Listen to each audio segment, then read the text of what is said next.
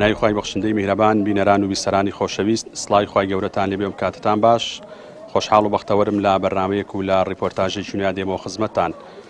خۆشەویستان لە ماوەکانی ڕابردوودا لقی چەمچەماڵی دەستگای نووری حکما بۆ پەروەردە و ڕۆشنبیری بە هاوکاری لقی چەمچەماڵی ڕێکخراوی هیوای هەمووان پرۆژەیەکیان ڕاگەیان بۆ زیاتر لە 200 بەشدار بوو بۆ لەبەرکردنی سوورەتی مولک لە سنووری قەزای چەمچەماڵ. ئەمڕۆژ وەکو لە پشتی منەوە دیارە لە هۆڵی ڕۆشنبیری قەزای چەمچەماڵ ئاهەنگی کۆتایی پرۆژەکە بەڕێوە دەچێت و بڕیارە سەرجەم بەشداربوانی پرۆژەکە خەڵات بکرێن و یەکەم تا دەیەم خەڵاتی تایبەت بکرێن. ئەم بەرنامە و ریپۆرتاژەمان تایبەت کردووە بۆ تەوەرە ئێوەش تا کۆتایی لەگەڵمانابن فەرموون.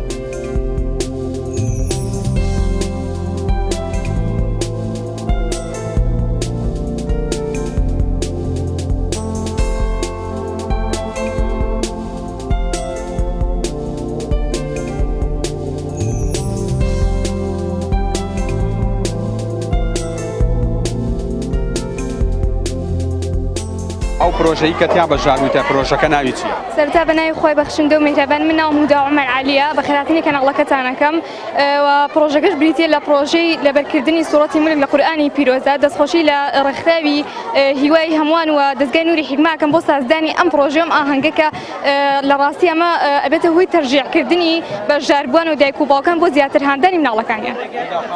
بە چەند ڕۆژتوانی سوورەتی ئەلمولک لەبەر بکەی و ئاستت لە پرۆژەکەیان چۆن بۆ ئاستی خۆت؟ ڕاستی من پێشتر سوورەتی مولکم لەبەر کردووە و نمرەی سەدیشم بەدەستێنا سوپاس بۆخوا و دەستخۆشیتان لە یەکەم. سپاس و دەستخۆشی بۆ مامۆستایان و بە سەرپەرشتیارانی خولەکە و تا چەند ناوبەناو پێویستە ئەم جۆرە پرۆژە و خولانە گرنگی پێ بدرێەوە بەردەوامی هەبێت. بەڵێ وا دیارە ئەم پرۆژەیە گرنگی خۆی هەیە چونکە بۆ تەرجیعکردنی بەشداربووان و دەستخۆشیشم بۆ دایک و باوکم و بۆ مامۆستاکانم هەیە کە لە دەستگای نووری حکمە زۆر هانیان دام و زۆر یارمەتیان دام بۆ لەبەرکردنی سوورەتەکانی قورئانی پیرۆز. من یوسف ڕەحیم ئیسماعیل شانازی دەکەم کە لە دەیەکەمەکە بووم و دەستخۆشی لە مامۆستایانەکەم و دەستخۆشی لە ڕێکخراوی نوورەکەم کە بەردەوام لەسەر کردنەوەی ئەم خولانە و زۆر بەسوودە و ئینشاءالله لە سوورەتی مولکە ئینشاءالله یعنی ئەجرێکی قیامەتیە بێ و دەستخۆشی لە مامۆستایان و لە کەناڵەکەی ئەوەش دەکەم بەخێر بێ. بۆ ئێوەی خوێندکار و قوتابی تا چەند گرنگە بە تایبەتی لەم ساڵا کە دەوامی ناوەندەکانی خوێندن بە شێوەیەکی بچڕ وەکو پێویست نییە؟ بەڵێ وڵایی ئەمە دەرفەتێکی زۆر چاکە بۆ ئێمە و هەم بۆ ئەو کەسانی کە دەرگای قوتابخانەکان داخراوە و کاتێکی زۆر باشە هەم بۆ لەبەرکردنی قورئان و هەم بۆ زۆرگرکردنی عیلم و عێرفان لە لای ئێمە. وڵایی سوودێکی زۆرمان بینیوە وەکو کە ئەگەر خەڵاتێکی بچووکیش بێ بۆ ئەوش هەوڵدێن هەر زۆر چاکە وەکو تەفسیرەکەی وەکو تەجویدەکەی زۆر چاکە گەر بەردەوام بن ئینشاءالله لەسەرکردنەوەی ئەم خولانە. ناوم نمایە من بەهجەت حەسەن. بە چەند ڕۆژ سوورەتی مولک لەبەر بکەی؟ 15. سپاس و دەستخۆشی بۆ مامۆستاکانی پرۆژەکە و تا چەند پێویستە ناوبەناو ئەم پرۆژانە بکرێنەوە؟ سپاسم بۆ مامۆستاکانم هەیە سپاس دەکەم سپاسی دایک و باوکمەکەم کە توانیتم ئەم بەشداری کەم لەم پرۆژەیە هیوادارم ناڵەکانی تریش وەکو من بتوانن سوورەتی مولک لەبەرکردن و قورئانی پیرۆز.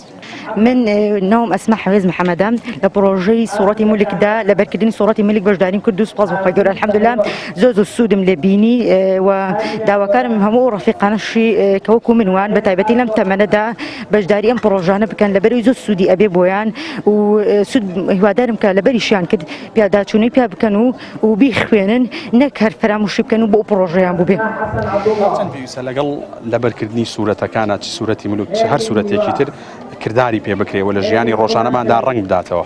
بەڵێ بەڕاستی ئەو زۆر گرینگە لە ژیاندا لەبەرەوەی کە جاری وایە کەسێک ئەبینی سوورەتێک لەبەرکانی هەر سوورەتێک لە قورئاندا بەڕاستی کە ڕەنگی بداتە ئەوە خۆشە سەیری ئەەکەی ئەو هەر یەکسەر و کەسانە پیانەوە دیارە بەڵام کە کەسێک ڕنگ نەداتەوە لە ژیانە عەمەلی کاری پێنەکە بەڕاستی ئەوە زۆر شتێکی ناشرین ئەو کەسانەشی کە وەکو ئەو نین تیا بەشداریان نەکردو ئەوانیش وەکو شتێ ساربوونەکان تێدا ڕوودەبێت.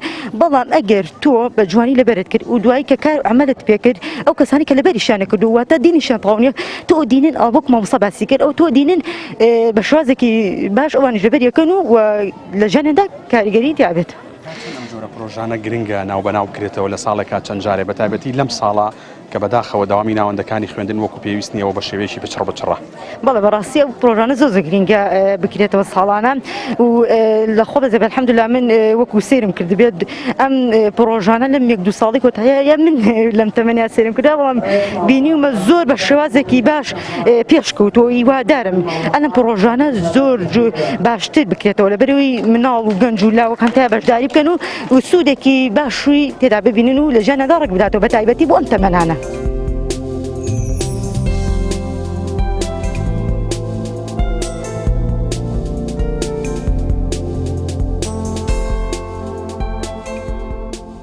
تۆ لە پرۆژەی چی بەشدار بووی و تا چەند لە پرۆژەکە سوود ببینیوە؟ نام يثنى حسن عبد الله لا سودم لا نور حكمة بيني ولا بروجي نور حكمة بجدارم زور سباسي رخراوي هواي هماني شكم كارمتي درمان بون بو أستاذ كردني أم هنجو صورتي مولك وهر چەندە بەدەست هێنا لە پرۆژەکەیە؟ ناوتونو چەند سوود بینی لە پرۆژەکە وەتوانیت بە چەند ڕۆژ سوورەتی مولک لەبەر بکەیت؟ من توانیم بە دوو ڕۆژ سوورەتی مولک لەبەر بکەم زۆریش سوودمان بووم بەتەواوی سوورەتی مولکیشم لەبەر کرد. سپاس و دەستخۆشی بۆ مامۆستایانی پرۆژەکە و بۆ سەرپەرشتیارانی پرۆژەکە. زۆر سپاسی ڕێکخراوی هیوای هەمووانەکەم کە بۆ سازکردنی ئەم ئاهەنگە و بەهۆی لەبەرکردنی سوورەتی مولکەوە سپاسی مامۆستایانی نور حکمەشەکەم کە یارمەتی دەرمان بوون. من نام هودا جبرائیل لە پرۆژەی سوورەتی مولک بەشداری بووم و نمرەی چەندە بەدەستهێنا؟ 99 بەدەستهێنا. تا چەند لە پرۆژەکە سوود بینی؟ ئەلا زۆرم سوود بینی.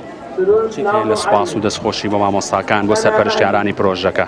سپاسی ڕێکخراوی هیوای هەمووان دەکەین و سپاسی مامۆستایانی نوری حکمە دەکەین کە پاڵپشتێکی زۆری ئێمە بوون. من نام دیە ئەحمەدە و بەخێرهاتنتان دەکەم و سپاسی ئێوە ئەەکەم سپاسی ڕێکخراوی هیوا ئەەکەم و سپاسی مامۆستازادیش ئەەکەم کە هیلاکێکی زۆری بە ئێمەوە چشتووە. بەشداربووی و ئاستت و نمرەکەت چۆن بوو لە پرۆژەکە؟ وەڵی نمرەکەم نازانم بەڵام خەڵاتم وەرگرت. لە سپاس و دەستخۆشی بۆ مامۆستاکان و بۆ سەرپەرشتیارانی پرۆژەکە. وەڵا ئەوان بۆ تەرجیعکردنی ئێمە ئەم شتیان کردووە سپاسیانەکەم و چەند ناو بەناو پێویستە ئەم جۆرە پرۆژە و خولانە گرنگی پێ بدرێت بە تایبەتی لەم ساڵا کە دەوامی ناوەندەکانی خوێندن وەک پێویستیە؟ وەڵی پێویستە چونکە بۆی ئەم تەلەبانە تەرجیع بکرێن. من نام سلات کەمالە زۆر سپاسانەکەم بەڵێ من ئاستم زۆر باش بوو بە پشتیوانی خوا بردمەوە زۆر سپاسی هاتنتانەکەم زۆر بەخێر بێن بۆ ئێرە. لە سپاس و دەستخۆشی بۆ مامۆستاکان و بۆ سەرپەرشتیارانی پرۆژەکە. سپاسیانەکەم بۆ ئەم پرۆژە گەورەیە هیوادارم پرۆژەی گەورەتریشیان هەبێت چونکە بۆ بەرەو پێش بچوونی ئەم خوێندکارانە. ئەم پرۆژەیە بۆ ئێوە لەم ساڵات تا چەند گرنگ بوو بە تایبەتی لە ئێستاە کە دەوامی ناوەندەکانی خوێندن ڕاگیراوە؟ ئەم پرۆژەیە بۆ ئەم کاتە لەبەرەوەی کە قوتابخانەکان داخراوە زۆر چاک بوو ئەم پرۆژەیە کرا خوێندکارەکان کاتە بەتاڵەکانیان بەم شتانەوە بەسەر بەرن باشترەوە لەوەی کە بە هیچەوە بەسەری نەبن.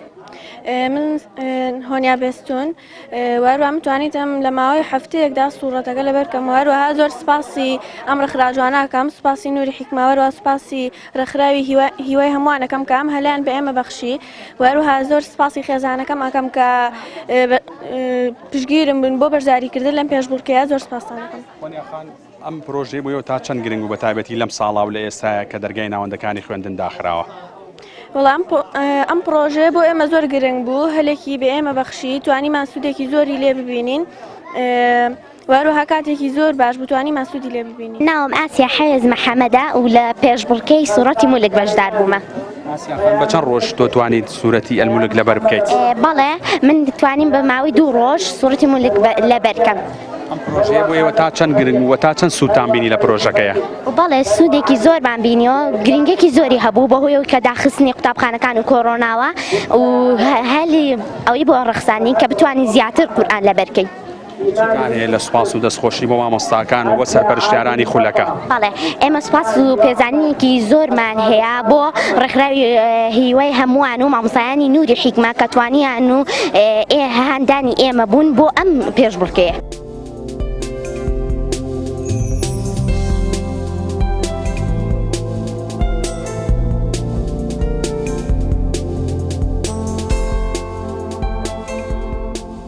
من نام ئەحمەد ئەدنان نمرەی سەڵتم بەدەستێنا و زۆر سوپاس بۆ دەستگای نووری حیکما کە هەستا بە ئەم پێشبڕکێیە بۆ قوتابیانی خۆشەویست. کاکە ئەحمەد تۆ وەکو بەشداربوویەک لە پرۆژە لەبەرکردنی سوورەتی مولک هەتا چەند سوود دەبینی لەم پرۆژەیە بە تایبەتی لە ئێستاە کە دەوامی ناوەندەکانی خوێندن وەکو پێویست نییە؟ بەڵێ وەڵای ئێمە سوودی زۆرمان لێبینی بە تایبەتی لە سوورەتی مولک کە قورئان لەبەرکردن زۆر دەستخۆشی لە مامۆستایان دەکەم و نمونەیان زیاد بێت و هەستم بە پرۆژەی تریش بۆ پێشبڕکێکردن. تا چەند پێویستە ناوبەناو پرۆژانە لە ساڵانی ئایندا بە شێوەیەکی بەردەوام ناوبەناو بکرێتەوە؟ بەڵێ ئەم پێشبڕکیانە سوودی زۆرە بۆ قوتابیان و ساڵی دوو جار سێ جار بکرێ ئەم پێشبڕکیانە زۆر باش دەبێت. تۆ بە چەند ڕۆژ توانیت سوورەتی ئەلمولک لەبەر بکەیت؟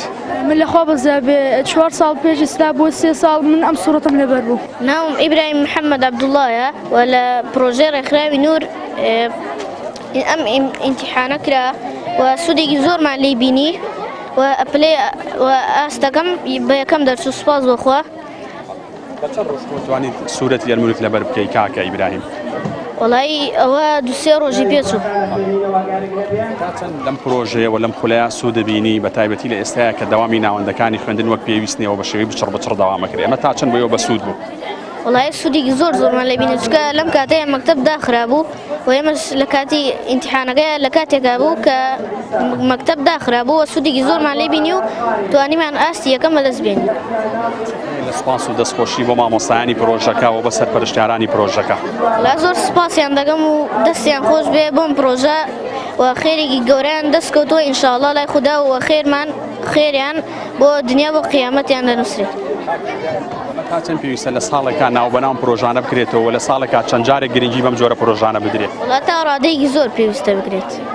من نام سەبەدارە ئەم پرۆژەی کە تێدا بووم لە سوورەتی مولک بوو بەشداریم کرد زۆر سوودیشم لێ بینی. دەتوانیت بە چەند ڕۆژ ئەم سوورەتی ئەلمولک لەبەر بکەیت؟ ئێمە یەک ڕۆژیشی مابوو کە دەست پێ بکەین هەر بە یەک ڕۆژ کردشمان. چەند و ئاست لە پرۆژەکەیان چۆن بوو؟ ئاستم زۆر باش بوو. لە سوپاس و دەستخۆشی بۆ مامۆستاکان و بۆ سەرپەرشتیارانی پرۆژەکە. زۆر سوپاس زۆر سوپاس مامۆستاکانمەکەم و زۆر سوپاسی سەرپەرشتیارانی ئەمە دەکەم و ئەم پرۆژەیە بەماندانە بۆ ئەوەی سوودێکی لێ بدەین. ئەم پرۆژەیە بۆ ئێوە تا چەند گرنگ و بە تایبەتی لەم ساڵا کە دەوامی ناوەندەکانی خوێندن بە شێوەیەکی بچڕ بچڕێ؟ سوودمان زۆر لێ دینی و زۆر سوودمان لێ دین و زۆر باش بوومان. من نام ئارینە گۆرانە لە بەشداربوونی ئەلمولک بوو زۆریشتیا باش بووم سوودێکی زۆریشم لێ بینی. سوپاس و دەستخۆشی بۆ مامۆستاکان و بە سەرپەرشتیارانی پرۆژەکە. بەڵێ زۆر سوپاسی مامۆستاکان دەکەم بە ئێمە هیلاک بوونە هەروە سوپاسی دەستگای نووری حکمە دەکەم چونکە ئەم شتە جوانەیە ڕێککردووە بۆ تەلەبان بۆیە سوودێکی زۆرمان لێ بینیەوە. تا چەند گرنگ بوو بە تایبەتی لەم ساڵا کە دەوامی ناوەندەکانی خوێندن وەک پێویست نییە؟ بەڵێ زۆر پێویست بوو اینجا چونکە خوێندنی نییە زۆر شتێکی باش بوو. من ناوم لانا فەتحوڵا کەریمە پرۆژەکە ناوی ڕێکخراوی هیوای هەمووانە بەڕاستی زۆر سوپاسیانەکەم ئەم پرۆژەیان کردەوە بۆ ئێمە بەڕاستی زۆر سوپاسیانەکەم. تۆ بە چەند ڕۆژ توانیت سوورەتی ئەلمولک لەبەر بکەیت و ئاستت چۆن بوو؟ بە 2 ڕۆژ. لە سوپاس و دەستخۆشی بۆ مامۆستاکان و بە سەرپەرشتیارانی پرۆژەکە. زۆر سوپاسی مامۆستاکانەکەم بەڕاستی ئەم کە ئەم ڕێکخراویان بۆ ئێمە کردەوە بەڕاستی زۆر سوپاسیانەکەم چکە مەکتەب داخرابوو خوێندنگە و نەمانەزانی بۆ خۆمان ینی کرایەوە خولا بۆ زۆر سوپاسیانەکەم.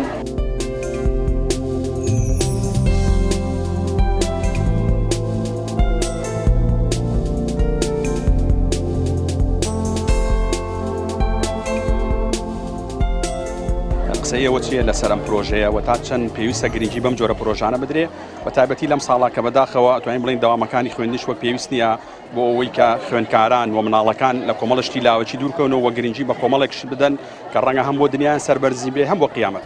بەڵێ سڵاو لە خۆتان.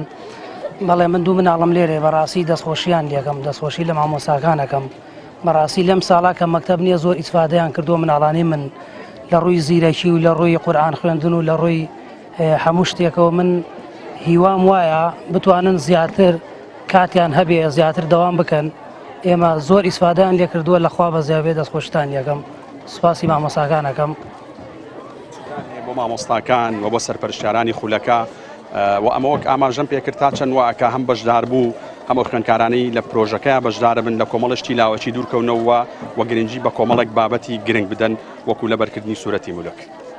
بەڵێ وەڵاهی من دەستخۆشیان لێکم بەڕاستی شتێکی باشە من پێم باشە زیاتر دەرزیان هەبێ زیاتر بتوانن دەوامیان پێ بکەن ئیتر دەستخۆشتان لێکم. گرنگی بەم جۆرە پرۆژانە بدرێ و ساڵانە لە چەند جارێکە ئەم جۆرە خول و پرۆژانە بەردەوامی پێ بدرێ. زۆر پێویستە زۆر پێویستە من حەزەکەم بەڕاستی مناڵەکانم و هەفتەی ڕەنگەش هەر حەو ڕۆژەکەی بێن بخوێنن بتوانن کات و ئەوەیان هەبێ بخوێنن لێ زۆر ئیسفادەیان لێ کردووە. لە بەرامبەر نەبوونی خوێندنگە و داوامەکانی ناوەندەکانی خوێندن چۆن ئەڵی فەراغی مناڵەکە پڕکاتەوە. بەڵێ مناڵەکە سەرقاڵە بێ هەم ناچێتە دەرەوە هەم ئەتوانێت زیاتر بخوێنێ خەریک قورئان خوێندن بێ خەریک سوورەتەکان لەبەرکە من زیاتر لە ماڵۆن مناڵەکان هەر خەریک خوێندنە مناڵەکان من پێم باشە زۆرم پێ باشە وەکو خۆم. من وەک دایکی تەلەبەیە زۆر دڵخۆش بووم بەم خولانەکە بۆ مناڵانە لەم کاتە کە هیچ شتێنیە خۆیانی پێوە مەشغوڵکەن بە تایبەتی ئەو پەیامانەی کە لە لای خۆی گەورە و پێغەمبەری خوا صلی الله علیه و سلم داهاتووە. دەستخۆشیتان لێکم هیوای پرۆژەی باشتر و چاکتر بۆ مناڵەکانمان نەخوازین ئینشەڵا لە پەروەردەیەکی باش ئینشەڵا پەروەردە بن بۆ کۆمەڵگا.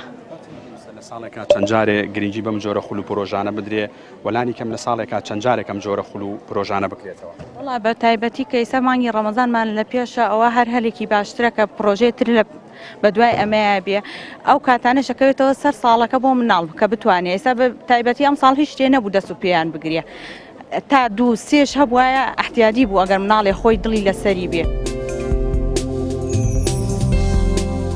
ئەگەر پێم بڵێ چەند خوێندکارتان لەم پرۆژەیە بەشدار بوو و تا چەند سوودیان لە پرۆژەکە دیوە؟ وەڵا لەخوا بەزیابێ زۆر بەشدار بوون و زۆر سوودیشیان وەرگردووە خۆشمە خوێنم و کوڕمە و هین کچمە و لەخوا بەزیابێ ئەو تا خەڵاتیشی وەرگردووە ئەو کاتە مناڵن. چەند خوێندکارتان هەبوو لەم پرۆژەیە؟ وەڵا 4مان هەیە لێرانە بەس ئیسامانە نەهاتوونەوە کاتر بۆ خەڵات وەرگردن بەس ئەمەیان هاتووە بۆ خەڵات وەرگردن. ئەمە تا چەند بۆ ئەم ساڵ بۆ تەلەبە پێویستە بە تایبەتی کە دەوامی مەکتەب وەک پێویست نییە؟ زۆر پێویستە بۆ هەموو کەسێ نەک بۆ ئەوینەکەی من. سپاس و دەستخۆشی لە دوعای خێر بۆ مامۆستاکان. وەڵاهی 24 ساعتی خوا دوعای خێرتان بۆکەم بۆ هەمووتان خۆشم هەر تێم ڕۆژێ هەفتەیە تێم لەخوا بەزیابێ سوودم لێ بینیوە و دوعای خێر بۆ قشتێکەم و خوا قشتی پایەدار کە خوا لە بەڵام مصیبەت لاتاندا. زۆر پێم باشە کە ئەم خولانە بکرێتەوە بۆی ئەو کاتانی کە فەراغە و مەکتەب نییە مەکتەبی مثال زۆر کەمە لە بەرکردنی قورئان بێ ئایا دەورەیان بۆ بکەنەوە فێریان کەن بۆ قورئان خوێندن زۆر باشترە لە ماڵەوە نە ئاڵێنە تەلەڤیزۆن و یانە و هەنێ شتی یاری و میاری ئەوانەوە باشتر وایە کە ئەم خولانە هەبێ بۆ خۆیان مەشغوڵ بن و هەم زیرەکە بن بۆ مەکتەبەکەش باشترە ئینسان کە لە سینیا قورئان هەبوو بۆ هەموو شتەکان مێشکی فراوانترە بێ.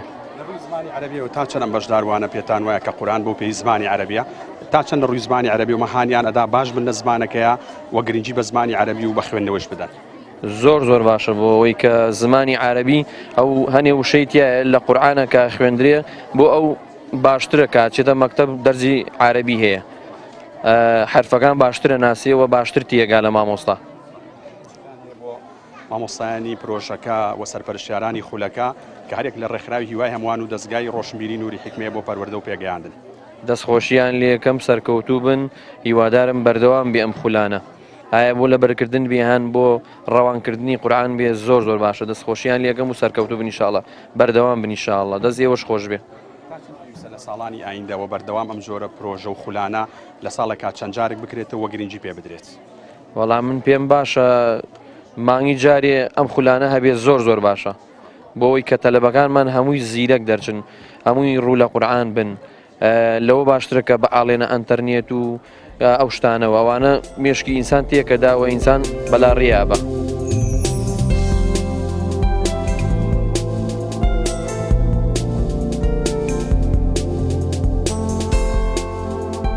ئەگەر پێم بڵێم پرۆژەکە چی بوو بۆ بە هاوکاری لەگەڵ چێ پێی هەساون و ئامانجوم بەستەم جۆرە پرۆژەیە چێفە؟ دەستان خۆش بێت سوپاس بۆ ئامادەبوونتان بۆ دروستکردن و پێشکەشکردن و هیلاکبوونی جەنابشتان لەم پرۆژەیەدا بەڕاستی ڕێکخراوی هیوای هەمووان ئەم ساڵ لە کۆمەڵێک شوێندا چالاکی ئەنجامدا هەم لە باینجان و هەم لە تەکیە و هەم لە چەمچەماڵ ئێستا ئەمسا بۆ ئەم جاریان لە چەمچەماڵ بووین ئەم پرۆژەیە نزیکەی 200 خوێندکار بەشداری تێدا کرد لەگەڵ دەستگای نووری حکمە چالاکیەکە بەڕێوە چوو سوپاس بۆ خوای پەروەردگار کە ئەتوانم بڵێم یەکێک بوو لە چالاکیە نەوعیەکان کە نزیکەی 500 خوێندکار لە هەموو تێگڕای پرۆژەکاندا بەشدار بوون تێیدا و لێرەوە لەم کەناڵە پیرۆزەی بەڕێستانەوە ئەمەوێ دەستخۆشی لە مامۆستایان بکەم کە سەرپەرشتی پرۆژەکەیان کرد دەستخۆشی لە دایکان و باوکان کەم کە مناڵەکانیان هاندا بۆم پرۆژەیە و دەستخۆشیش لەو خێرخوازانە بکەم کە سپۆنسەری ئەم پرۆژەیان کرد و داواش لێ دەکەم بەردەوام بن لە پرۆژەی ئەوها سپۆنسەری بکەن بۆی بتوانین ئەم پرۆژانە گەورەتر بکەینەوە نەکرد لە سنووری قەزای چەمچەماڵ و سلێمانیدا بەڵکو با هەموو کوردستان بگرێتەوە چونکە سوورەتی مولک یەکێکە لە سوورەتە پیرۆزەکان و دەستخۆشیشمان هەیە بۆ تێگڕای ئەوانەی کە بەشداریان کرد لە کوڕان و کچان کە بەشداریان کردووە و ئەتوانم بڵم یەکێک بوو لە چالاکیەکان ئەمڕۆکە لە هۆڵی ڕۆشنبیری چەمچەماڵ ئەنجاماندا و سوپاس بۆخوا توانیمان هەم خەڵات بین بە یەکەم و دووەم و سێم دوایم هەتا پانزەیەم کە وەکو بە قەڵەم قورئان خەڵات کران و دوایی تێگڕای بەشدار بووان لە کە نزیکەی 200 بەشدار بووە هەموویمان خەڵات کردووە. هاوساجان ئینشەڵا بەنیازن لەم جۆرە پرۆژانە بەردەوامی پێ بدەن بە تایبەتی ئینشەڵا لە مانگی ڕەمەزانەکەوە وردە بەرەو مانگی ڕەمەزان دەچین. پشتیوان بەخوای پەروەردگار ئێمە ئەم جۆرە پرۆژانە و پرۆژەی گەورەتریش ئینشەڵا لە بەرنامەماندایە کوڕێکخراوی هیوای هەمووان و قوتابخانەیەکمان کە دامەزان و قوتابخانەی نورە حەزمان لێ ئەم پرۆژانە گەورەتر بکەینەوە بگرە هەموو کوردستانش بگرێتەوە بەڵام ئەم پرۆژانە بمانەوە نەمانەوێ سپۆنسەری دەوێ خەڵکانێکی دەوێ ڕاستە ئێمە وەکولایەنە ئینسانەکە خۆمان بەخشیوە وەکو خۆبەخشانە بەشدار بووینە و گوێمان لێ نیە لە هیلاکبوون و ماندووبوونەکانمان بەڵام دەبێ خێرخوازانش لەگەڵماندا بن بۆ گەورەکردن و بەهێزبوونی ئەم پرۆژانە چونکە دڵنیا بن بەشداربوونیان لەم جۆرە پرۆژانەدا و ئەجر و پاداشتێکی زۆر لە ئێمە گەورەتریان دەسەکەی پشتیوان بەخوای پەروەردگار.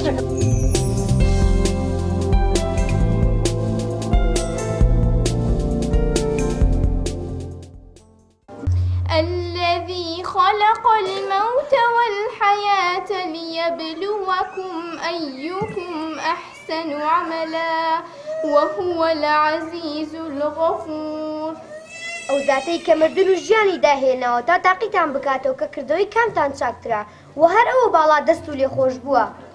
الذي خلق 7 سماوات طباقا ما ترى في خلق الرحمن من تفاوت فارجع البصر هل ترى من فطور.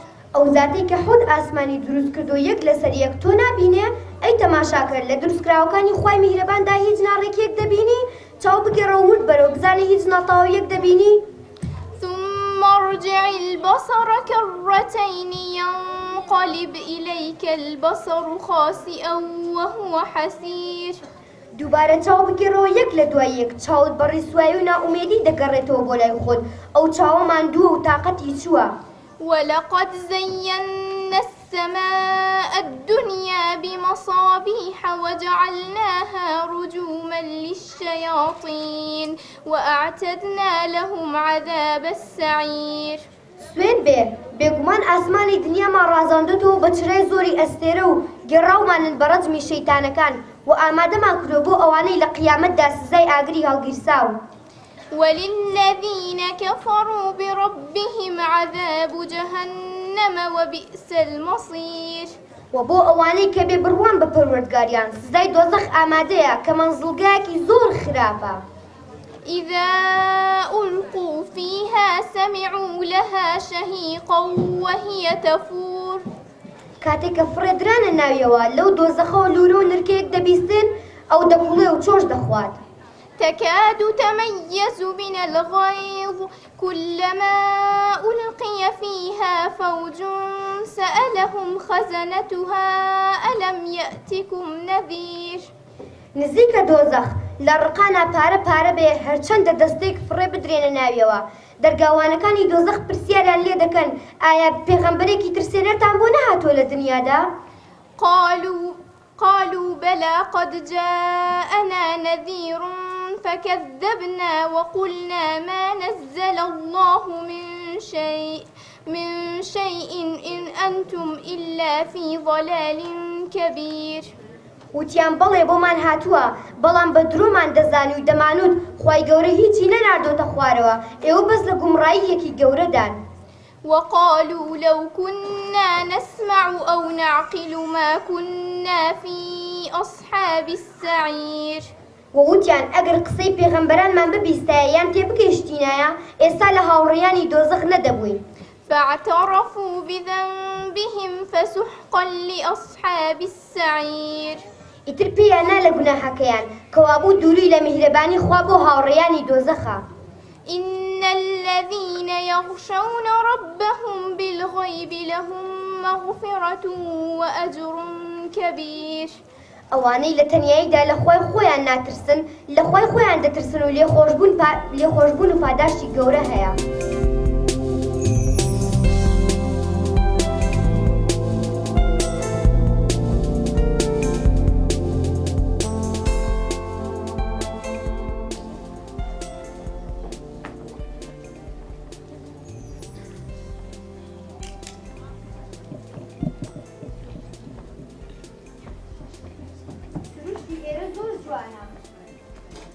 بەڵێ وایە بەڵام هاوڕانکەمە خێرا بەشتا دیێ هەبێ بۆ ڕۆژنەوە.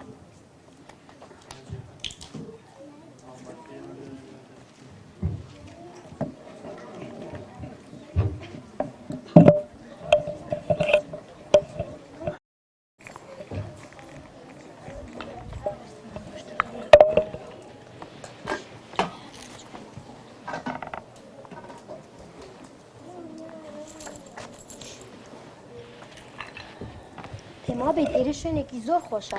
ئێرە چەندە شوێنێکی خۆشە تاوەکو ئێستا شوێنی وا خۆشم نەبینیوە.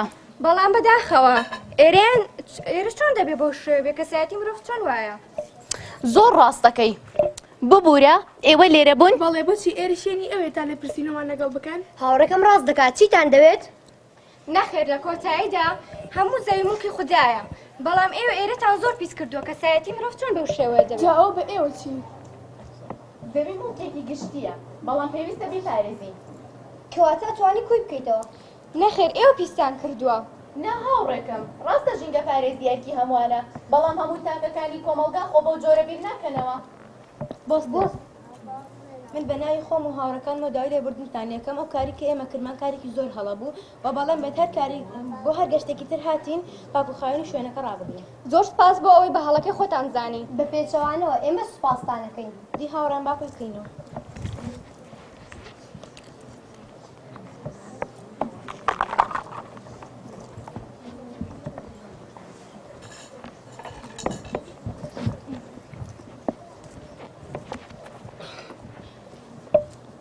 سەرتا دەستخۆشین بۆ مامۆستا ئاز و دوو ڕێیان کە یارمەتی ئێمەدا بۆ ئەوی ئەم شانۆیتان پێشکەش بکەین. هەرێک لە ئێمە ئەزانی سێ ڕۆژی تر نەورۆزە بۆیە هیوادارم ژینگەکەی خۆتان بە پاکی ڕابگرن. ئێمەویستمان لەم شانۆیدا ئەوە بگەینین کە ئەو مرۆڤانی گرنگی بە ژینگە ئەدەن و ژینگەی خۆیان ئەپارێزن لە کاتی گەشت و سەفرەکانیاندا پاکوخایانی ژینگەکەیان ڕاناگرن. بەڵام